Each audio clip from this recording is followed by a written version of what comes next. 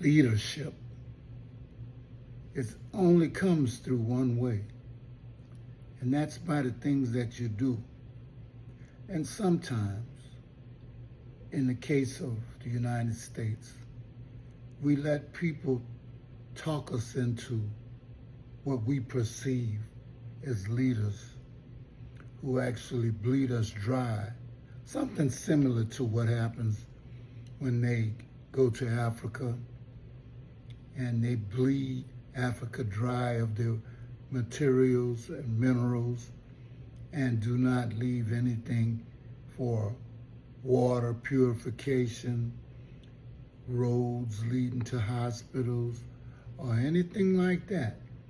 We think that Europe thinks that Africa is just their dumping ground and what they actually supposed to extract from them to make their lives better. And our African leadership has tried over many years to try to derail that. And when you have someone who stands up against that, all of a sudden you see this pushback of people who have been killing, raping, and doing all kind of things to Africa, but they can't live without. And when I see the Americans or Jamaicans or anybody else that look just like Africans make fun and don't care about them, it makes me sad, because we are all one people, but we act like we're not. The sad part about it, let me show you about what true leadership looks like and feels like. He felt it, and he knew. This was the kind of moment that demanded presence, not performance. Where others stayed in their luxury condos or flew off to award shows, Sanders came to the very heart of Cleveland's pain. Not for a headline, not for a photo op, but because real leaders don't wait for permission to show up. And that's exactly what he did. But even before he arrived, some were already warning him, don't go down there.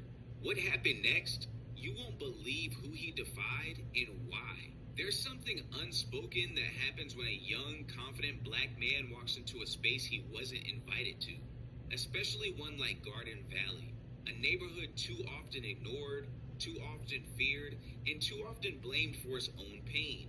Before Shedeur Sanders ever showed his face at Rainbow Terrace, there were whispers, warnings, folks telling him to stay away. It's not safe. That's not your job. Let someone else handle that. But Shedeur didn't listen to the noise. He listened to something deeper. God told me to come out here, he said, without hesitation. So I'm never going to question his word. That wasn't a quote for effect. That was conviction. This wasn't some team-mandated community appearance. This was divine calling, raw and real.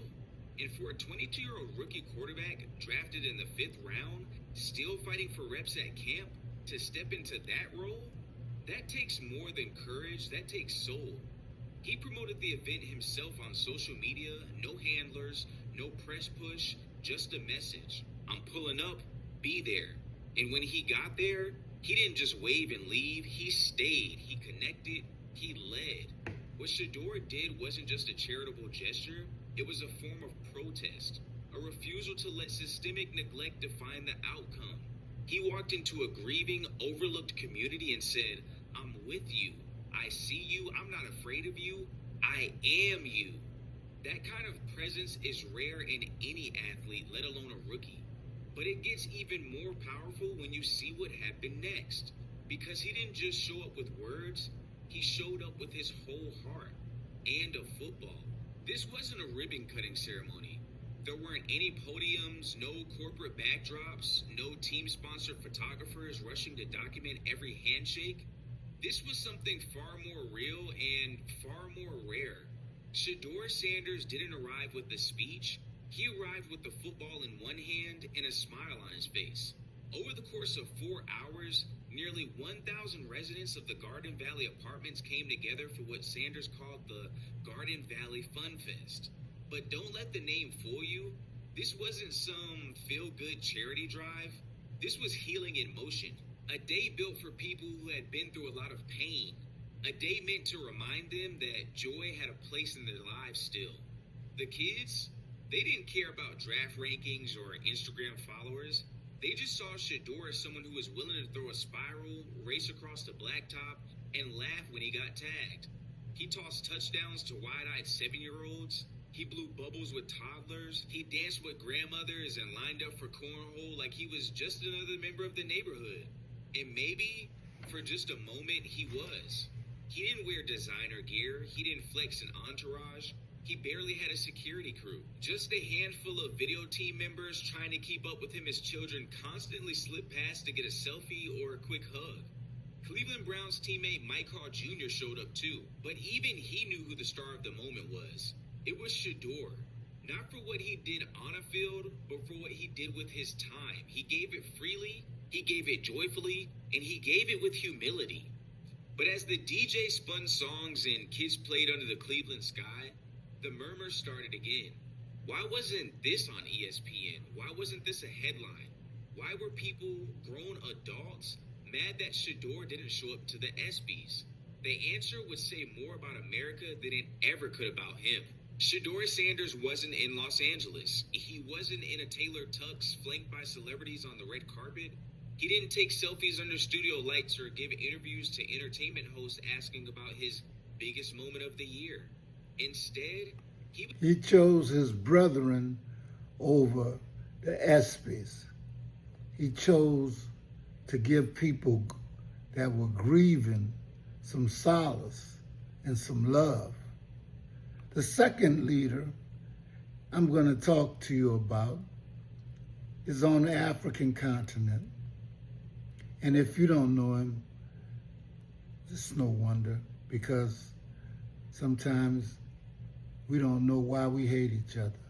But let's just listen to him for a minute. Their voices blending into an incomprehensible roar. Traore walked steadily, his face composed, remembering the elders' advice. In their territory, your silence speaks louder than their noise. The motorcade wound through Queens, past neighborhoods where African immigrants had built small economies selling fabrics, braiding hair, and cooking jollof rice. Through the tinted windows, he watched two worlds exist simultaneously. Gleaming Manhattan skyscrapers in the distance, struggling communities in the foreground. His hotel suite overlooked Central Park, a luxury that felt obscene given the villages back home still lacking clean water. Traore refused to unpack fully, keeping his belongings in his military bag as if ready to leave at any moment. That evening, against his security team's advice, he slipped out through a service entrance wearing a simple jacket over his uniform. He walked through Harlem, where the autumn air carried the scent of soul food and Caribbean spices from corner restaurants. An elderly black woman selling books on Malcolm X recognized him immediately, her eyes widening before she grabbed his hand. "Baby, you make us proud," she whispered, tears streaming down her weathered face. "You speak for all of us who came from that soil." Word spread through the neighborhood like wildfire, and within minutes a small crowd gathered, taxi drivers from Senegal, students from Ghana, nurses from Nigeria, all living the immigrant dream while never forgetting home. They shared stories of sending money back to families, of watching their homelands struggle while living in the belly of the empire. A young Eritrean Uber driver spoke of fleeing dictatorship only to clean toilets in Manhattan office buildings owned by men who extracted his country's resources. Traore listened to each voice, understanding that tomorrow's debate wasn't just about policy.